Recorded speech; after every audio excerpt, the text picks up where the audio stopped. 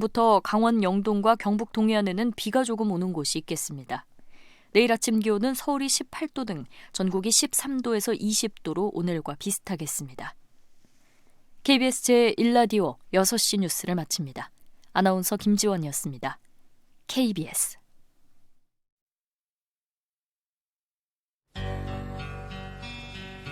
지극정성을 다하는 국민의 방송 KBS 김용민 라이브. 이 프로그램은 여러분의 소중한 수신료로 만들어지고 있습니다. 네, 김용민 라이브입니다. 자, 6시 5분부터 합류하신 분들 많이 계시죠? 김용민 라이브는 매일 오후 5시 5분에 시작해서 7시까지 여러분과 함께 달리고 있습니다. 팟캐스트에 매일 방송 파일이 올라오고 있어요. 놓친 방송, 다시 듣고 싶은 방송 팟캐스트에서 즐겨주시기 바라겠습니다. 자, 그리고 김용민 라이브 생방송 현장 영상으로도 함께 하실 수 있습니다. 유튜브 KBS 1라디오 계정으로 즐겨주시면 되겠습니다. 자, 미세 뉴스 보세 계속 이어갑니다. 김수민 평론가, 오창석 평론가입니다. 자, 1부 마무리하면서 6시 첫 뉴스를 맞춰라. 그래요. 오창석 평론가, 아프리카 돼지 열병, 발병. 그런데 경기도 연천에서 의심 신고가 들어왔다는 소식. 아, 그래요. 오늘 마칠 줄 알았어요. 또 틀렸습니다. 예. 자, 김수민 평론가는 역시 아프리카 돼지 열병 관련한 소식인데 네. 농림축산식품부의 대응 관련한 소식. 정부의 대응. 예, 정부의 네. 대응. 네, 역시 틀렸습니다. 조국 법무부 장관 사모펀드 투자사 대표 검찰 소환 소식. 이게 첫 뉴스였습니다. 네. 그래요. 자, 그래요. 지금 타 방송 같은 경우, 네. 예, 타 방송, Y 본부 네. 그쪽에서는 오창석 평론가가 적중했어요. 아. 예. 이번에 그 YTN으로 그냥 가시죠. 아, 이게 트레이드가 됩니까? 트레이드가 FA로 그냥 저희가 가끔씩 FTA 아닙니까? FA로 FA로 나가서 예. 미아가 되는 경우를 제가 많이 봤기 때문에. 예, 알겠습니다. 자, 못 맞췄어요, 두 분 다. 예. 그리고 어떻게 밥을 먹고 다닐까 하는 생각이 듭니다. 예, 오늘 저녁은 좀 먹지 말아야 되지 않나 하는 그런 생각을 또 해봤습니다. 네. 예, 알겠습니다. 자, 퀴즈 오늘 김수민 평론가가 내주세요. 예. 네. 여러분들께 선물 드리는 퀴즈입니다. 네. 바른미래당의 내홍이 추석 이후에 또다시 고개를 들고 있습니다. 예. 오늘 열린 원내 대책회의에서 바른미래당 내의 비당권파는 당 대표인 이 사람의 퇴진을 강력히 요구했는데요. 예. 이 사람 지난 2014년 정계 은퇴 선언 이후에 네. 전남 강진에 있는 만덕산에서 칩거 생활을 하기도 했었습니다. 네. 바른미래당 당 대표인 이 사람, 나 이 사람, 네, 이 사람의 이름을 맞춰주시면 되겠습니다. 지금 보니까 바른미래당 이분 같은 경우 당 대표인 이분 같은 경우에는 자유한국당과의 반조국 전선. 네. 여기는 반대하고 있더라고요. 자유한국당하고 손잡는 것에 대해서. 그런데 네. 지금 바른미래당 다른 국회의원 또 당원들은 또 자유한국당과 손잡는 그런 흐름이고요. 그 구바른정당 계열들. 네, 특히 하태경 의원 같은 경우는 부산 지역에서 바른미래당 자유한국당 공동전선으로 조국 반대 전선을 꾸리는 쪽에 앞장을 섰고 네. 그렇지만 당권파라든지 이 사람, 네. 네, 이 대표 같은 경우는 거기에는 반대해서 좀 독자적으로 네. 따로 반대를 하고 해임을 촉구하는 쪽으로 가닥을 잡고 있습니다. 네. 자, 이분이 누군지 정답 여러분 많이 보내주시기 바라겠습니다. 샵 9730 짧은 문자 50원 긴 문자 100원 콩으로 보내시면 무료입니다. 네. 퀴즈 정답 보내주시는 분들 중에서 저희가 추첨을 통해 모바일 커피 쿠폰 보내드리도록 하겠습니다. 다 아시겠죠? 뭐 설마 이거 틀리는 분이 있겠나 하는 생각이 들고 하태경 의원 같은 경우는 전에 한참 전에 아마 작년이었을 거예요. 그때 이제 어떤 아이디어를 냈냐면은 민주당이 아닌 나머지 당이 다 연합전선을 구축하자. 그리고 단일 후보를 내자 이런 식으로 이제 사실 얘기를 했었어요. 그러니까 민주평화당까지 다 끌어안아서 그렇게 반민주당 전선을 구축하자 그랬는데 근데 저는 참 총선 셈법이 참 굉장히 복잡하신 분이구나 하는 그런 생각을 해봤는데, 예, 그 내년 총선과 맞물려 있다고 봐야 되겠죠. 뭐 이런 그 자유한국당과의 연대가. 네, 근데 이제 바른미래당 같은 경우는 내부에서 좀 다양한 의견이 있을 것 같고, 네. 또 다시 그것이 이제 자유한국당의 관계 설정 문제가 당 내홍의 어떤 거리가 되지 않을까. 네. 그런 전망을 또 해봅니다. 그 내년에 어떻게 바른미래당이 그 후보를 낼 거라고 보세요? 그 기호 3번으로 해가지고 그 당이 근데까지 유지 존속되느냐 이걸 여쭤보는 겁니다. 당은 그냥 존속이 될 것 같습니다. 네. 그래요. 오창석 평론가는 어때요? 저도 존속될 거라고 봅니다. 네, 그래요. 알겠습니다. 저는 선거제 개혁이 매우 높은 가능성으로 통과될 가능성이 있기 때문에 준연동형 비례대표제. 예, 그렇다면 바른미래당 같은 경우도 흔히 말해서 수혜를 입을 수 있어서 정당 자체는 그대로 갈 것이라고 봅니다. 예, 알겠습니다. 자, 미세 뉴스 보세 바로 이어가겠습니다. 김수민 평론가부터 시작하죠. 네, 조국 법무부 장관이 천명해왔던 검찰개혁 과제 이것을 수행할 장관 직속 기구가 공식 출범을 했습니다. 네. 검찰개혁 추진지원단이라는 이름인데요. 이 지원단의 임무는 앞으로 이렇습니다. 검찰개혁 과제 선정과 방안을 마련하고 국민 인권 보호를 위해서 수사 통제 방안을 만드는 이런 작업들을 할 예정이고요. 그리고 검찰에서 형사부나 공판부를 강화돼 직접 수사는 축소하고 감찰 제도라든지 조직 문화를 개선하고 또 과거에 있었던 검찰권 남용 사례를 재발 방지하는 이런 것들이 이제 주요 개혁 과제로 선정이 됐습니다. 단장에는 황희석 민주사회를 위한 변호사 모임 출신의 그 법무부 인권국장이 임명이 됐고 부단장에는 이종근 차장검사가 임명이 됐습니다. 네, 알겠습니다. 자, 그래요. 조국 장관은 또 조국 장관대로 검찰개혁 그 트랙 위를 열심히 달리고 있는 상황인데요. 알겠습니다. 자, 자유한국당 나경원 원내대표 지금 아들 문제 때문에 아주 이렇게 저렇게 지금 논란에 휘말려 있는 상황 아니겠습니까? 네, 맞습니다. 이제 아들 국적 지금 미국의 한 대학에 재학 중인데요.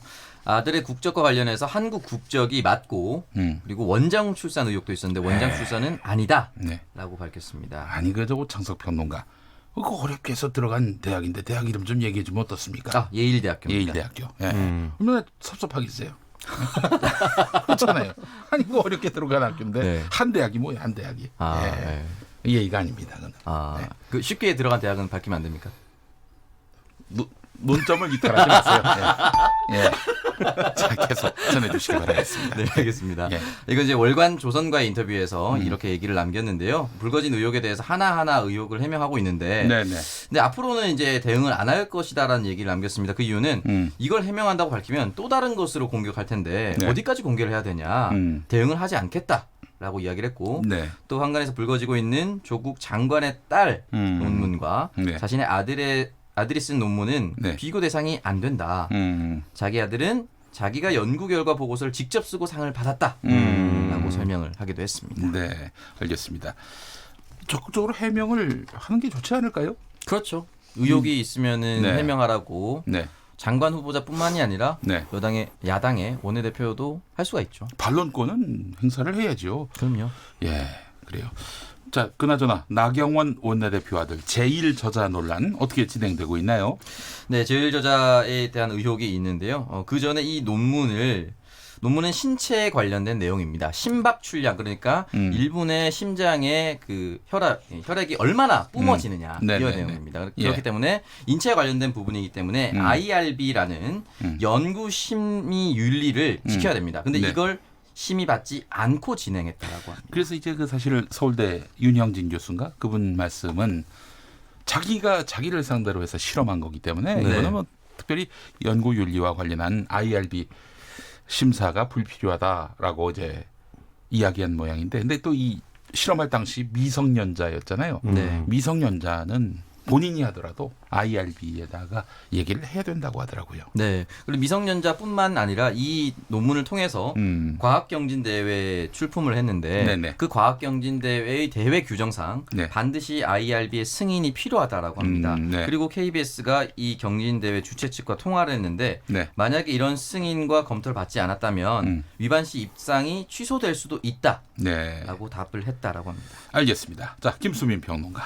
네, 어제 국회에서 화제가 됐던 내용인데 내용인데 네. 자유한국당 정진석 의원이 강경화 외무부 장관에게 김현종 국가안보실 2차장과 다툰 적이 있지 않느냐. 예, 그런 질문을 했는데 이제 강 장관이 부인하지 않겠다라고 얘기를 했죠. 예. 이에 대해서 오늘 청와대 핵심 관계자가 자신의 의견을 밝혔는데요. 외교부와 안보실 사이에서 충돌이나 갈등은 심하지는 않다라고 해명을 했습니다. 일을 네. 하다 보면 조금씩 이견이 있을 수 있으나 네. 보도에서 나오듯이 서로 의견이 달라서 같이 일할 수 없는 상황은 전혀 아니다라고 얘기를 했고요. 그래서 기사를 보면서 너무 확대 해석되는 거 아닌가라는 네. 그런 생각이 들 정도였다고 관계자가 얘기를 했습니다. 네. 알겠습니다. 미묘한 또 그 갈등 구도가 또 있었군요. 네. 뭐 아주 없었다고 말할 수는 없지만 또 네. 심각한 건 아니었다는 게 또 청와대 해명이고요. 한번 또 의견 충돌이 있었는데 네. 그 과정에서 김현종 차장이 영어로 또 받아치는 그런 영어로 받았다. 상호 간에 영어로 논쟁을 하는. 예. 뭐 그런 꼴이 다 있습니까? 아니, 예, 그런 이유가 뭐 있어요? 마지막에 김현종 차장이 It's my style이라고 내 스타일이다 이게 이렇게 받아쳤다는. 그 정도면 한국어로 얘기하면 되지 않습니까? 되게 어려운 용어도 아닌데. 마이 스타일. 네, 근데 이제 어느 별에서 왔니 그 노래 있잖아요. 네. 그 노래가 또 갑자기 듣고 싶어집니다. 마이 스타일 알잖아요. 예. 강경화 장관 또 통역관 출신이고 네. 김현종 차장도 미국 생활 오래 해가지고 영어로도 꿈을 꾼다라고 할 정도이기 때문에 두 사람이 이제 하다가 영어로 그렇게 논쟁을 하게 됐다는 그런 보도도 나오기도 했습니다. 아니 대한민국 고위 공무원들이 말이죠. 네. 대한민국 언어인 한글로 우리말로 대화를 해야지 영어로 합니까? 그걸? 뭐 저는 꼭 그렇게 해야 된다고 보지는 않습니다. 네. 네. 예전에 그 KBS에 메리 크리스마스. 해피 뉴 이어. 예. 말씀하세요. KBS에 그 국제 결혼하신 커플이 나와서 얘기를 했는데 꼭 싸울 때는 상대방의 국가의 언어로 싸운다라고. 그래요? 화났을 때는 예. 나의 화나 그리고 분노를 더 잘 알리기 위해서 상대가 더 알아듣기 쉽게 얘기하는데 두 분은 다 한국인인데 왜 그랬을지는 잘 모르겠네요. 오히려 외국어로 싸우다 보면 더 절제할 수도 있다는 생각도 듭니다. 네, 마구잡이로 나오는 것을 막을 수도 있지 않을까. 우리나라 언어는 옵션이 많아가지고 일단 반말로 상대방 기분 나쁘게 만들고 그다음에 또 격한 언어 얼마나 많습니까? 네. 예, 그래요. 알겠습니다. 그 좀 어떤 분노의 그 상한선을 긋기 위해서 영어로 또 이렇게 서로 막 격한 언어가 오간 게 아닌가 하는 생각도 해보고 뭐 선의로 또 해석하자면 또 그렇게 해석할 수도 있겠네요. 네. 예, 알겠습니다. 자, 오창석 평론가 다음 소식은. 네, 더불어민주당이 현역 의원들을 대상으로 내년 총선 불출마 의사 확인 작업에 착수했다는 기사가 나왔습니다. 네네네. 민주당에 따르면 선출직 공직자 평가위원회가 이제 평가를 시작했는데 내년에 출마할 의사가 없는 국회의원은 평가 대상에서 제외시키겠다라는 규정이 있습니다. 네네네. 그렇기 때문에 결국 평가 대상에서 제외한다는 말은 내년에 출마하지 않겠다라는 뜻이고 이 대상이 아무래도 중진 의원 그러니까 3선 이상의 의원을 대상으로 하는 것이다라는 이야기도 흘러나오고 있습니다. 그래서 3선 이상의 의원들은 불출마를 하거나 또는 험지로 차출해서 출마를 하는 그런 방식이 전개되고 있다라고 예상하고 있습니다. 그래요. 그 3선 이상 중진이 너무 많다라는 문제 인식인데 그래서 새로운 어떤 신인들이 들어올 그런 여지가 굉장히 좁다 이런 얘기인 것 같은데 근데 또 그런 얘기도 있더라고요. 한 3선쯤 돼야 사실은 공무원들한테 속아 넘어가지 않고 저 사람들이 무슨 꼼수를 쓰고 있는지를 파악할 수 있다는 거예요. 물론 이제 공무원분들이 다 뭐 꼼수를 쓴다 이런 얘기는 아니지만은 뭐 대략 그게 딱 한눈에 다 보이는데 초선 재선쯤 되면은 그게 잘 파악이 안 된다는 거예요. 그래서 외국의 선진 민주주의 국가에도 보면 의회에 굉장히 다선 의원들이 또 있습니다. 그렇습니다. 다선 의원들이 해야 될 역할이 있기 때문에 꼭 다선이면은 뭐 정리해야 된다 이렇게 생각할 필요는 없을 것 같아요. 그리고 예전에 보니까 그 한때 화제가 됐던 게 대정부 질문을 하는데 그날따라 이재호 당시 의원과 이해찬 의원이 등판을 한 적이 있었거든요. 그렇게 말수가 많지 않은 다선 의원들이었지만 한번 이렇게 올라서 굉장히 날카롭게 정부의 문제를 짚어내는 그런 모습이 또 화제가 된 적도 있었습니다. 알겠습니다. 자, 다음 소식은 누가 전하시나요?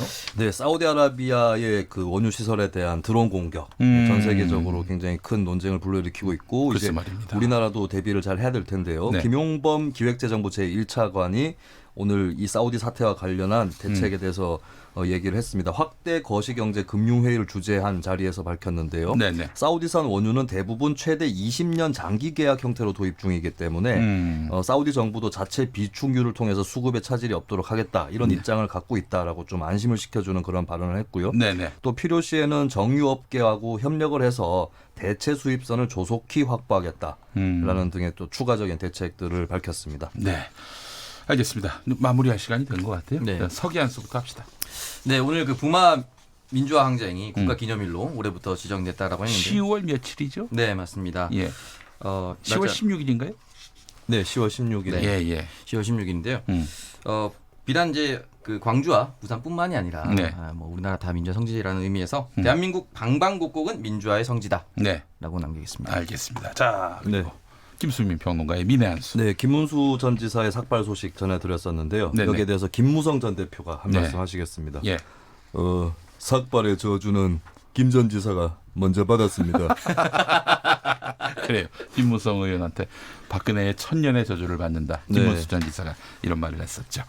알겠습니다. 자, 김수민 시사평론가, 오창석 시사평론가와 함께했습니다. 미세 뉴스보세 두 분 수고하셨습니다. 고맙습니다. 자, 이번엔 라디오 정보센터 조진주 씨가 수고할 차례입니다. 경기도 파주의 한 양돈 농장이 아프리카 돼지열병 확진 판정을 받은 데 이어 경기도 연천에서도 의심 신고가 접수돼 정부가 역학조사를 하고 있습니다. 국내에서 처음으로 아프리카 돼지열병이 발병한 경기도 파주 돼지농장과 역학관계에 있는 농장이 123곳으로 파악됐고 앞으로 더 늘어날 수 있다고 경기도가 밝혔습니다. 문재인 대통령은 콘텐츠 산업은 중요한 우리의 미래 먹거리가 될 것이라며 콘텐츠 산업 육성을 위해 3년 동안 1조 원 이상을 투자하겠다고 밝혔습니다. 조국 법무부 장관 일가가 투자한 사모펀드 의혹과 관련해 해외에 도피 중이던 사모펀드 투자사 WFM 우모 전 대표가 검찰에 소환됐습니다. 검찰이 자유한국당 나경원 원내대표 자녀의 학업 특혜 의혹에 대한 수사에 착수했습니다.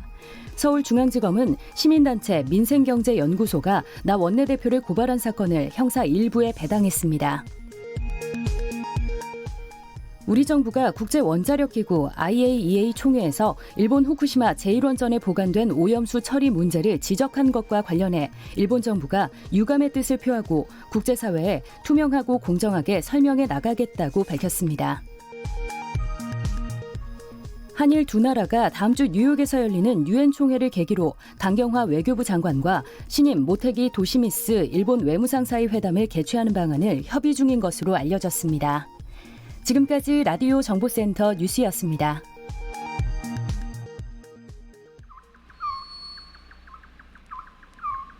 김용민 라이브 오디오 파노라마. 거짓 후보자가 거짓 장관이 되는 국정의 대참사입니다. 특권, 반칙, 불공정의 화신을 법무부 장관에 앉혔습니다. 나경원 자유한국당 원내대표 9월 16일 KBS 뉴스9. 나경원 한국당 원내대표의 아들 김모 씨는 제1저자로 이름을 올린 연구가 국제학술대회에서 발표되기 5개월 전 같은 제목의 연구를 미국의 한 고등학교 과학경진대회에 출품해 입상합니다. 그러나 확인 결과 IRB 승인이 필요한 연구였습니다.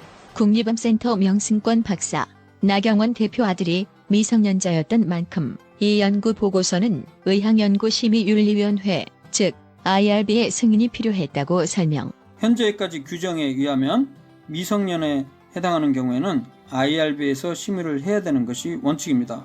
KBS 취재 결과도 그러한데 경진대회 주최 측은 KBS의 이메일 문의에 대해서도 인체를 대상으로 한 모든 연구는 IRB의 사전 검토와 승인을 받아야 하며 위반 시 입상이 취소될 수 있다고 답했습니다.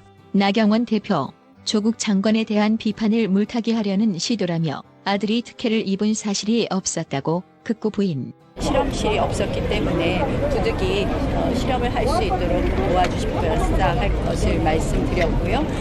물타기 의혹으로 이렇게 사용되는 것이 매우 안타깝다는 말씀. 특혜나 이런 거 전혀 없었다는 말씀이시죠? 네, 없습니다. 나경원 대표, 포스터 내용을 자기 아들이 다 썼다고 주장. 우리 아이가 다 쓴 겁니다. 그러나 도움을 준 서울대 교수는 물론 그거를 혼자서 다 한 건 아니고요. 그걸 가지고 아마 그 무슨 엑스폰가 뭔가 나간다고 그랬었어요. 어차피 그게 고등학생이 이해할 수 있는 수준은 아니라서, 그러니까 본인이 알고서 그걸 한 거는 아닌 건 확실하죠. 그렇지만 저희가 이제 아이디어를 주고. 딸도 대학 입시 특혜를 입었다는 의혹이 제기된 상황. 이를 보도한 뉴스타파는 나경원 대표 아들의 또 다른 의혹을 보도한 바 있었는데 2016년 뉴스타파는 나경원 새누리당 의원이 회장을 맡고 있는 스페셜올림픽 코리아가 공개 모집 절차 없이 나 의원의 딸을 스페셜올림픽 홍보대사인 글로벌 메신저 후보로 단독 추천해 다른 국내 장애인 선수들의 참여 기회를 박탈했다고 보도한 바 있습니다. 우수한 인재는 모두 추천하라고 했는데 스페셜올림픽 코리아는 왜 나경원 의원의 딸만 추천했을까요? 유력 정치인이자 이 단체의 회장의 딸이 아니었다면 받기 힘든 특혜입니다. 스페셜올림픽 코리아가 나경원 의원의 가족을 특별히 배려한 것은 이뿐만이 아닙니다. 뉴스타파는 스페셜올림픽 코리아가 지난 2011년 공모 절차도 없이 나경원 의원의 가족을 국제청소년 지도자회의 한국 대표단으로 선발한 사실을 새롭게 확인했습니다. 원래 각국 대표단은 선수 1명과 보호자인 샤프론 1명, 도우미 역할을 하는 파트너 1명 등 3명으로 구성됩니다. 하지만 당시 한국 대표단은 나 의원의 딸 김 씨가 선수로, 샤프론에는 나 의원의 친동생 나연신 교수가, 파트너는 나 의원의 아들 등 3명이 선정돼 모두 5명으로 구성됐습니다. 당시 스페셜올림픽 국제본부는 어느 나라나 3명의 비용만을 부담하기 때문에 나 의원의 여동생과 나 의원의 딸과 아들 등 3명의 비용을 부담한다는 이메일을 보내왔습니다. 뉴스타파는 사실관계를 확인하기 위해 나경원 의원의 사무실을 찾아갔지만 만날 수 없었습니다. 속시원한 해명을 하지 않는 나경원 대표. 그가 비난하는 사람을 그는 닮지 않기를 바라면서 한 번 더 들어보면 특권, 반칙, 불공정의 화신을 법무부 장관에 앉혔습니다.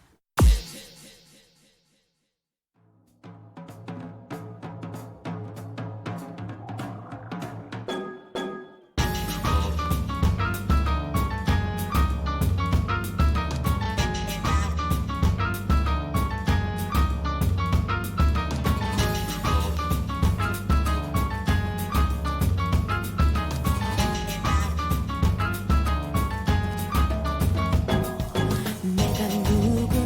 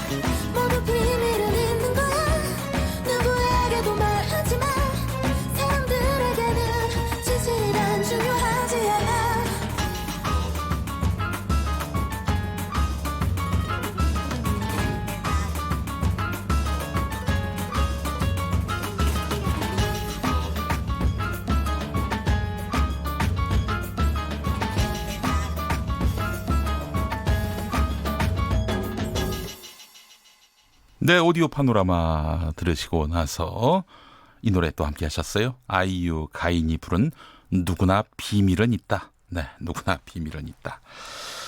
자, 퀴즈 정답은 손학규였습니다. 바른미래당 대표 손학규. 자, 정답 보내주신 분들 많이 계실까요? 만나보도록 하겠습니다.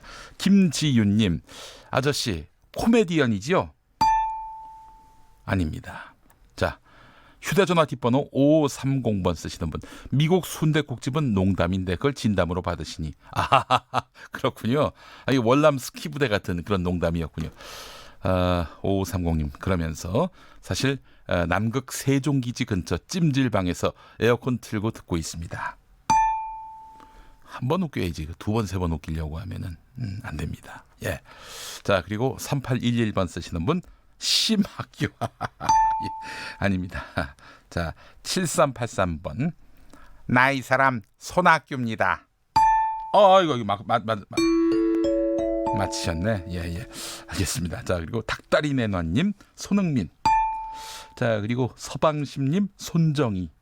예. 4600 손석희입니다. 예.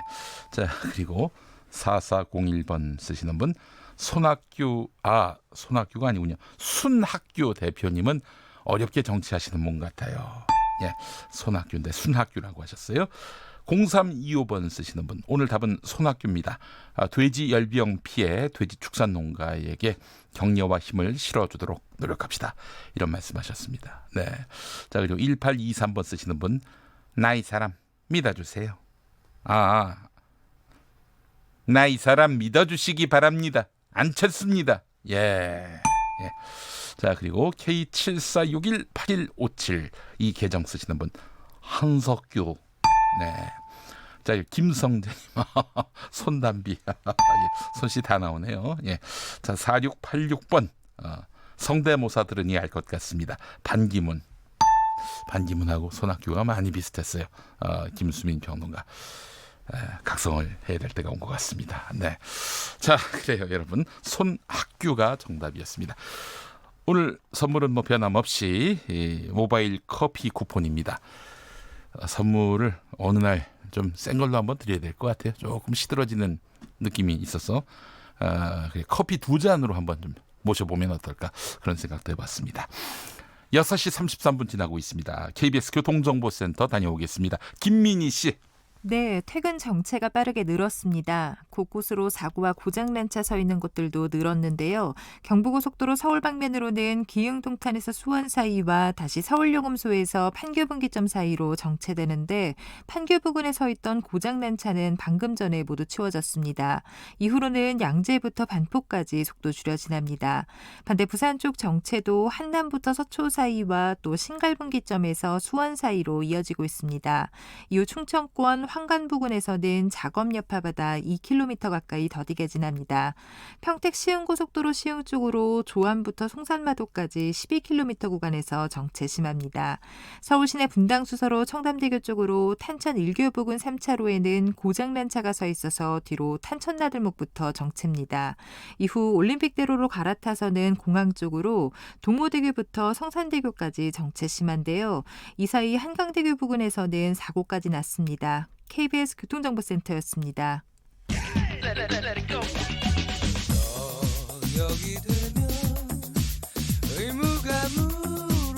김용민 라이브를 듣고 계시죠? 처음에 만난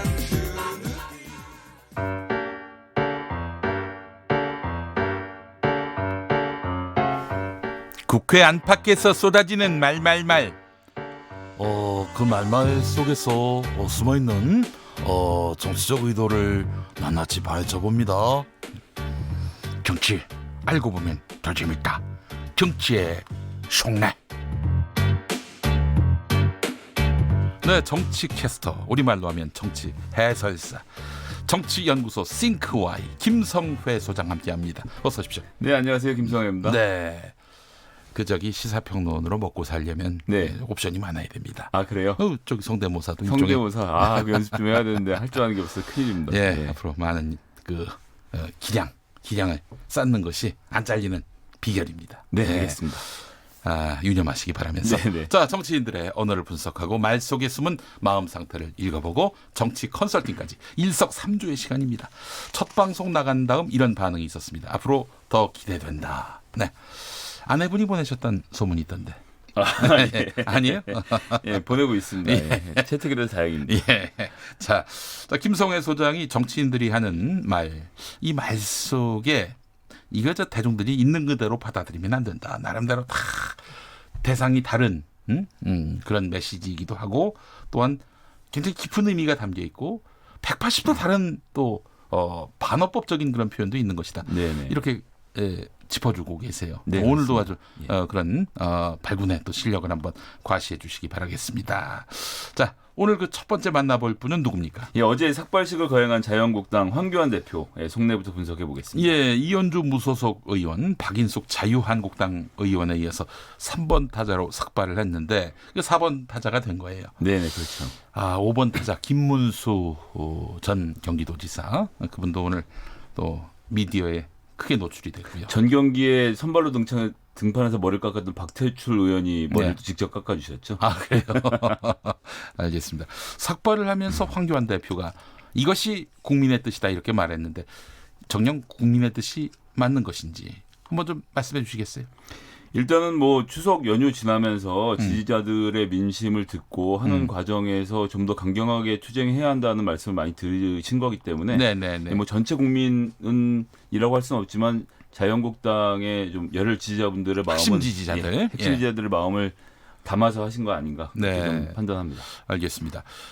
제1야당 대표 초유의 삭발에 의해서 정치권 말이 줄을 이었는데 전에 저희 방송 고정 게스트였던 그 류여해 교수, 수원대 교수, 이분은 황교안 삭발 아무 의미 없다 이런 말을 했고요.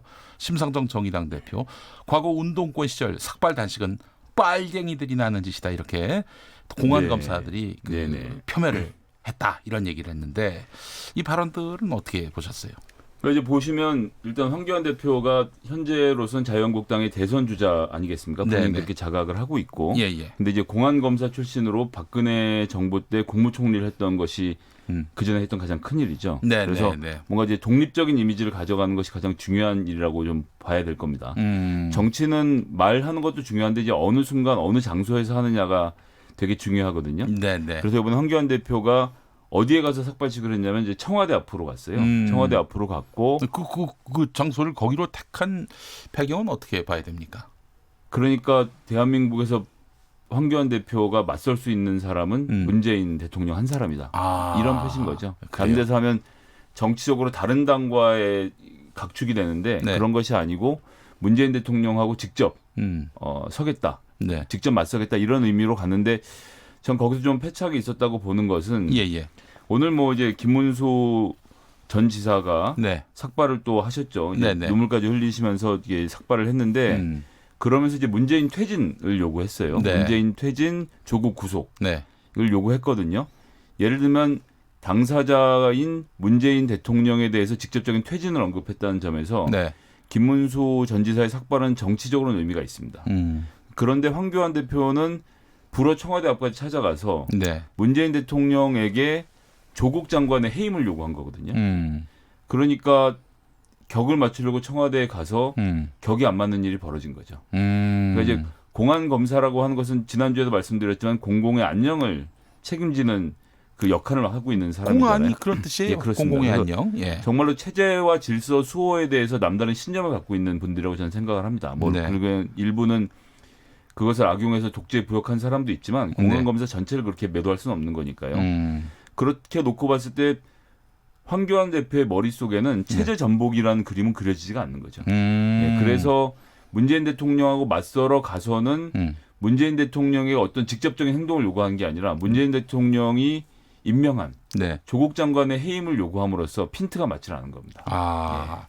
거기 가서는 문재인 대통령 퇴진을 얘기했어야 했는데 본인 페이스북에는 아마 그렇게 적으셨죠. 문재인 정부를 끝장내려고 한다라는 표현을 썼으면 거기 가서도 그 수위를 맞췄어야 했는데 그게 또 사실 국민들의 정서하고는 지금 맞지는 않는 거죠. 그러니까 문재인 정부에 실망한 분도 계시고 문재인 정부를 지지하시는 분도 계시지만 지금의 이 상황을 문재인 정부를 타도하거나 뭐 네. 탄핵을 하거나 퇴진하는 상황으로 보는 국민들은 저는 많지는 않다고 보거든요. 네. 그런 상황이 좀 이 핀트가 맞지 않으면서 네.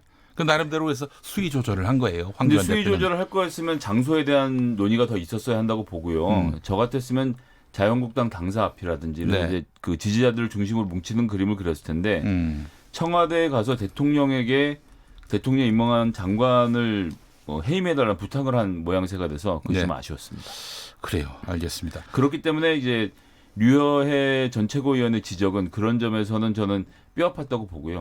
예, 상당히 들을만한 이야기였다. 그렇다면 조국 장관 사퇴를 요구할 것 같으면 법무부 앞에 가서 했어야 되나요? 당대표가 어떤 특정 장관의 사퇴를 요구하면서 삭발하는 그림 자체가 네. 맞지 않는 거죠. 그렇게 되면 또 조국 장관하고 자신이 이제 말하자면은 그렇습니다. 같은 반열로 이제 취급이 되는 것이고. 자유한국당으로 조국 장관을 불러서 내쳤어야죠.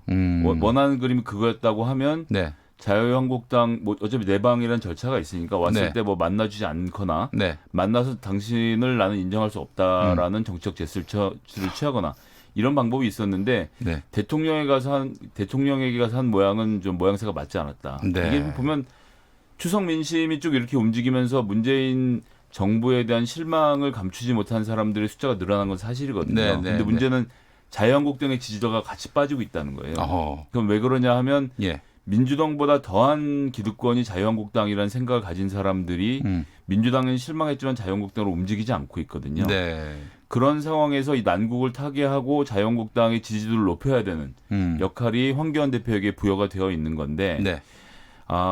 저는 그래서 중도층을 끌어오는 방법을 택했어야 하는데 지금 현재 정치 지형상 자유한국당 내에 있는 뭐 그걸 이제 폄하해서 볼 땐 태극기 부대라고도 하고 열혈 지지자 그룹들의 의견이 좀 더 강하게 나오다 보니까 네. 삭발로 간 것이 아닌가.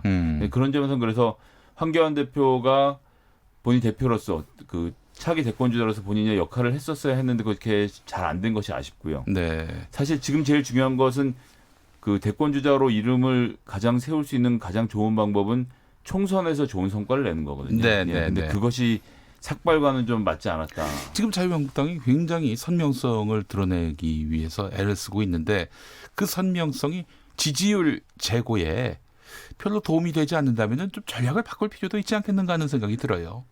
전당대회 이후로 쭉 지지율이 이제 선명성 경쟁으로 30% 수준까지 올라와서 거기서 이제 등락을 거듭하고 있는 건데요. 네네, 그럼 이제 네. 그 정도 다졌으면 중도로 갔어야죠. 예, 네. 중도로 갔었어야 하는데 사실은 민주당도 기득권이라고 국민들의 손가락질을 받고 있는 마당이라면 네. 자유한국당으로서는 어떤 선택을 해야 될지는 네. 저로서 좀 난감하네요. 어떻게 기득권을 포기할까요? 그래서 민주당보다는 낫다 이런 얘기를 들을 수 있을까요? 그래서 심상정 대표가 얘기했던 네. 이게 그 없는 사람들 이제 최후의 수단으로 사용하는 것을 했다는 지적도 이제 옳은 것이 네. 황교안 대표나 자유한국당 의원들은 그 머리 외에도 가진 것이 많거든요. 네, 네. 예, 그런 것들에 머리 연연하지 외에도, 않는 모습. 머리카락 예, 그러니까 이제 외에도. 뭐 신체에 대한 얘기를 하는 게 아니라 정말 재산도 없고 집도 없고 절도 없는 사람들이 머리를 깎으면서 저항을 하면 저 사람의 저항이 절박하구나라는 생각이 들었을 텐데 가진 것들이 많은 분들은 예를 들면 그 직을 내려놓는다든지 의원직을 걸고 네. 싸움을 한다든지 이런 여러 가지 방법이 있는데 삭발이란 것은 다른 것은 놔둔 채로 머리만 깎겠다라고 폄하될 소지가 있기 때문에 예. 지금 투쟁으로서는 잘 맞지 않았다라는 것이 있고 결정적으로는 황교안 대표가 삭발을 하고 있으니 사람들의 관심은 그 다음번은 누구일 것인가. 네. 혹은 이제 혹자들은 이제 또 뭐 나경원 대표 얘기를 꺼내고 있는데 그 나경원 대표 이야기하기 전에 어제 제가 여러 커뮤니티를 다녀봤는데 보수 커뮤니티에서도요. 그동안 황교안 대표가 가발이라고 이야기했던 좌파들 거짓이 위선이 다 드러났다 이런 얘기가 나오고 있고요. 이게 그 삭발의 논란이 이 뭐 탈모 문제하고 자꾸 연관돼 가지고 그렇게 회자되는 건 자유한국당 그 황교안 대표한테 별 도움이 안 될 것 같다는 생각도 들고요. 예, 그 뭐 지금 사실 상대방의 신체를 가지고 비하하거나 그 농을 하는 행위는 좋지는 않죠. 그렇죠. 그렇기 때문에 예. 황교안 대표가 어떤 사정에서 가발을 썼던 아니든 상관없이 머리를 깎는 행위는 그것에 대한 정치적인 분석을 해주는 게 맞다고 보고요. 지금 네네. 여기서 가발로 다시 돌아가는 것은 좀 아니 뭐 그렇게 돼 있어가지고 이제 그런 식으로 보수 쪽에서 그걸 가지고 민주당 지지자들 비판하는 것은 사실은 실익이 없죠. 중도에 계신 분들이 보기에는 그것은 전혀 적시타가 되지 못하거든요. 예, 알겠습니다. 자, 어떻게 나경원 원내대표, 유여해 교수 같은 경우에는 나경원 원내대표도 삭발해서 진정성을 보여라 이러고 있어요. 삭발하고 진정성 보이는 건 제가 보기에는 상관이 없는 문제라고 봅니다. 그런데 네. 그러니까 제가 말씀드린 대로 이제는 누가 삭발을 하면 그 다음번에 누가 할 거야로 자꾸 이 놀이처럼 되는 것이지 그분의 삭발이 진정성을 갖기가 어려워지는 상황으로 자꾸 가는 거거든요. 또 이 사실은 절박한 처지에 놓여 있는 서민들, 이분들 같은 경우에는 아니 당신들 권력 있지 않느냐? 권력이 있으면 그걸로 사실 국민에게 봉사를 해야지. 그 약자가 더 이상 선택할 수 있는 수단이 없어서 하는 그런 투쟁 방법을 왜 하느냐? 이렇게 말하는 분도 있고요.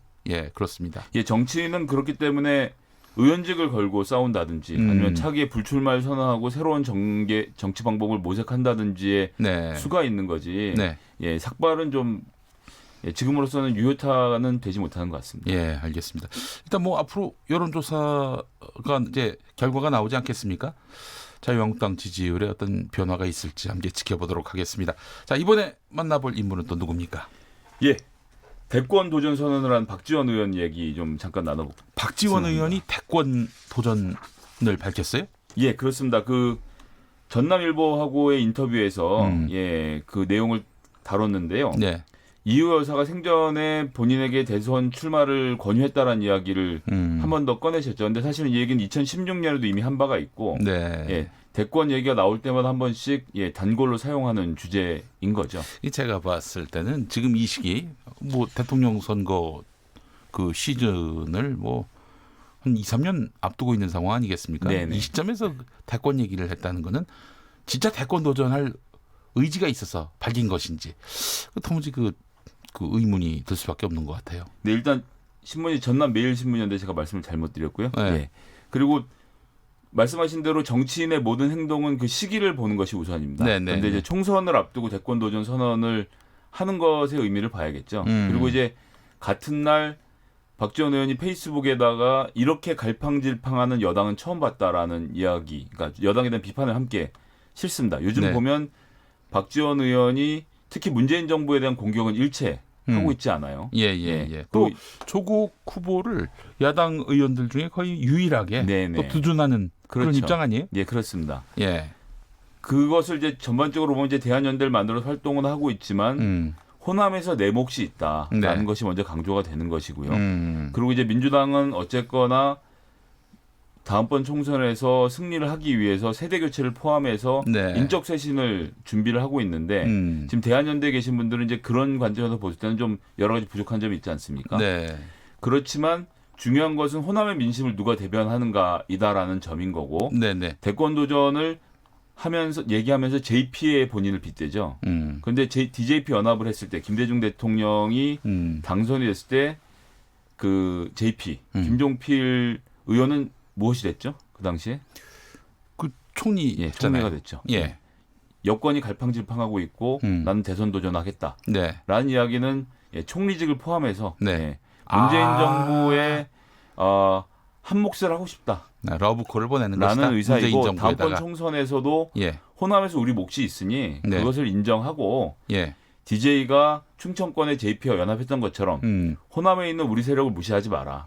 그리고 이제 이 신문과 인터뷰에서도 시종일관 강조하는 것이 호남 자체의 정치적인 세력을 갖추는 것이 먼저고 이것을 가지고 협상을 해야 한다는 얘기를 하거든요. 그래서 이제 다음번 대권에 도전해서 승리하겠다. 이것이 목표가 아니라는 거죠. 그리고 이제 지금 시점에 얘기하는 것은 우리가 모여서 새를 만들 테니 이 새의 현실성을 인정하고 우리를 민주당 내로 흡수해주고 그러면서 나는 JP처럼 뭐 총리 기용이 됐든 아니면 목포에서 한 번 더 출마해서 국회의원 생활을 할 수 있도록 보장하면 갈팡질팡하고 있는 여당의 이러한 그 미숙함을 나의 경륜으로 원조하겠다, 도와주겠다 이런 의미로 받아들여야 되는 게 아닌가 싶습니다. 그럼 지금 민주평화당에서 의원들 데리고 나온 사람이 박지원 의원이다. 이렇게 정동영 대표가 콕 집어서 얘기하고 있잖아요. 네네. 그렇게 해서 나온 대한정치연대 의원들 14명인가 그렇죠? 이 의원 14명은 아니군요. 14명인가요? 13명인 13명. 예. 호남 자민련이라고 그 차이 나는 게 아닌가 하는 생각도 들고 말이죠. 근데 이제 그 점을 정확히 얘기하는 거예요. 호남에서 우리가 뭉쳐있고 호남의 정치적인 지배를 우리가 하고 있기 때문에 우리의 세력을 현실로 인정하고 받아들이라는 요구를 민주당과 문재인 정부에 하고 있는 거죠. 민주당은 어떻게 반응할 것 같으세요? 반응 못하죠. 예, 이것은 일단 현재로서는 특히나 시스템에 의한 공천과 모든 지역의 경선을 강조하고 있는 민주당 입장에서 지금 이 대한연대를 전부 다 받아들여서 그러면 이분들이 현재 있는 당원으로는 민주당 당원이 없기 때문에 경선이 안 되거든요. 그러면 이제 전략 공천을 해야 되는데 그 호남에서 국회의원 한 번 더 하려고 당을 깨고 나가서 국민의당을 만들었던 호남 의원들을 21대 총선에서 민주당이 다시 받아들이는 것은 사실 민주당으로서는 그리기 어려운 그림이라는 것이 민주당의 입장이고요. 그렇다면 박지원 의원의 큰 그림은 그 민주평화당에서 갈라져 나온 것은 민주당으로 가기 위한 그렇게 해서 박지원 의원이 큰 그림을 제시하면서 우리를 받아줘라 이렇게 정부 여당에다가 얘기한 것이다. 저는 그래서 이제 여당을 건너뛰어서 문재인 정부에게 직접 요구할 가능성이 있다고 봅니다. 그러나 지금 여당은 받을 마음이 전혀 없는 것이고. 뭐 제 판단으로는 이해찬 대표가 그렇게 정치를 하는 사람은 아니기 때문에 현재로서는 안 받는데 정치라는 건 알 수 없기 때문에. 아니 또 저기 문재인 대통령이 그렇다고 이해찬 대표가 대한정치연대하고 같이 손잡고 갑시다. 이럴 분은 또 아니지 않습니까? 그럴 분은 아니지만 또 이제 거꾸로 놓고 보면 이해찬 당대표가 지금 말고 이 전에 당대표에 당선되자마자 제일 먼저 했던 게 호남 그때도 호남 자민련으로 불리던 호남 민주당 그때도 박지원 의원이 대표를 하고 있었는데 박지원 세력과 손을 잡아서 민주당으로 끌어들인 거였거든요. 그렇기 때문에 근데 그때하고 지금하고는 사정이 다르지만 그런 점에서 놓고 봤을 때는 박지원 의원의 머릿속에서는 지금보다 문재인 정부의 지지율이 더 떨어지고 민주당의 지지율이 떨어져서 위험한 상황이 되면 우리를 받을 수 있지 않을까라는 희망을 가지고 지금 제시한 게 아닐까. 그래요. 노회한 또 박지원 의원의 이런 그림이 통할지 한번 좀 지켜봐야 어쨌든 되겠네요. 최대한 많이 깔아놓고 되면 좋고 안 되면 어쩔 수 없고 이제 이렇게 봐야 되겠죠. 알겠습니다. 박지원 의원은 뭐 지난 2013년만 해도 2014년 지방선거에서 전남도지사 나갈 그런 그림을 그리고 있었는데 실현된 건 없지만 하여튼 꿈은 점점 커지고 있는 것 같습니다. 그렇게 해서 목포에서 또 국회의원을 하고 지금 이렇게 잘 지내고 있지 않습니까? 그렇기 때문에 저는 결코 쉽게 무시할 수 있는 대상은 아니라고 생각합니다. 네. 유시민 노무현 재단 이사장 발언. 전에 그 유튜브 방송 다스베이다에 나와가지고 한 발언이 월요일 이 야당 주요 정치인들 입에서 회자가 됐습니다. 예전에는 유튜브나 팟캐스트에서 나왔던 발언들이나 인터뷰 내용은 전혀 그 공중파나 일간지에 다룬 적이 없었는데요. 최근에 이제 흐름이 좀 많이 바뀐 것 같습니다. 유시민이니까 사실 뭐 이제 그런 것도 있죠. 그런데 이제 여기서 중요하게 볼 것은 유시민 재단 이사장, 유시민 이사장이 언제 등판하는지를 봐야 되는데요. 노무현 재단 이사장.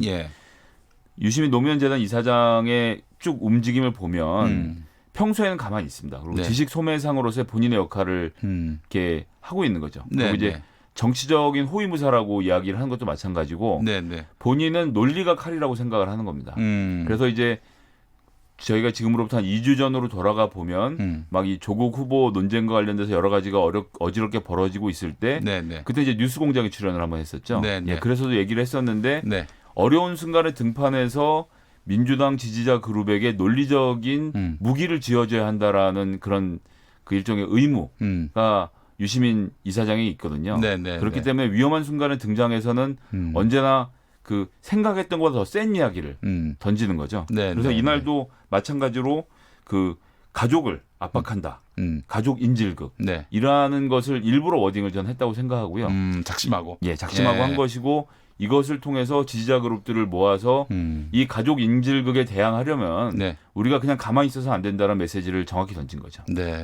이에 대해서 박용진 의원 뒤끝 장렬 척척 박사 이러면서 한마디로 얘기해서 비판을 했어요.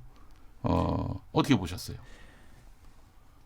유시민 이사장이 일단은 탈당을 했기 때문에 당적이 없는 상태에서 더군다나 노무현재단 이사장으로서 또 노무현의 오랜 정치적 동지로서 지금 이런 국면에서 대화를 하는 것, 그러니까 발언을 하는 것을 가지고 네. 그 당원이 아니니까 입을 다물라고 말하는 것은 좀 제가 보기엔 지나쳤다라는 생각이 먼저 들고요. 박용진 의원의 속내는 뭐라고 보세요? 전에 저희 한번 방송에 나왔었는데 당내에 뭐 다양한 목소리가 있는 거 아니냐, 뭐 하나의 목소리만 나온 것은 민주공당이 아니다, 이런 발언을 했어요. 예, 당내 다양한 목소리는 이제 당내에서 토론을 통해서 소화되는 부분이 있는데요. 이제 그럼에도 불구하고 나와서 이야기할 수 있는 자격은 있다고 생각합니다. 유치원부터 시작해서 민주당이 잘 해 나가는데 혁혁한 전공을 세운 건 사실이니까요. 그런데 이제 박용진 의원은 여기서 한 발 더 나아가서 민주당 지지 그룹 말고 중도에서 특히나 문재인 정부를 지지했으나 조국 장관 후보를 반대하는 사람들까지 자기 편으로 만들고 싶은 욕심이 있는 거죠. 그래서 그 사람들을 대변해서 이야기하면 그 온라인에서나 지지자들로부터는 비판을 듣겠지만 본인이 출마하는 강북 지역에서는 그 중도의 유권자들이 내 편을 들어줄 것이다 라는 계산을 넣고 움직인 게 아닌가라고 봐야겠죠. 금태섭 의원도 그런 경우일까요? 당내에서 다른 목소리를 내는. 금태섭 의원은 내가 생각하는 검찰개혁이 맞고 조국 후보가 생각하는 검찰개혁이 틀렸으니까 내가 이번에 이거 한번 반드시 지적을 해야 되겠다는 생각이어서 조금 결이 다르다고 생각합니다. 지식인의 어떤 책무. 네, 그리고 본인의 고집이기도 하고요. 굉장히 오랜 기간 동안 일관되게 해왔던 주장이었기 때문에 근데 그것은 이제 뭐 어쨌거나 당적인 마인드에서 벌어진 일은 아니라고 봅니다. 유권자가 판단하겠네요. 알겠습니다. 김성회 싱크와이 연구소장 수고하셨습니다. 네, 감사합니다. 자, 김용민 라이브 오늘 순서 마무리하겠습니다. 내일 5시 5분에 돌아옵니다. 당신이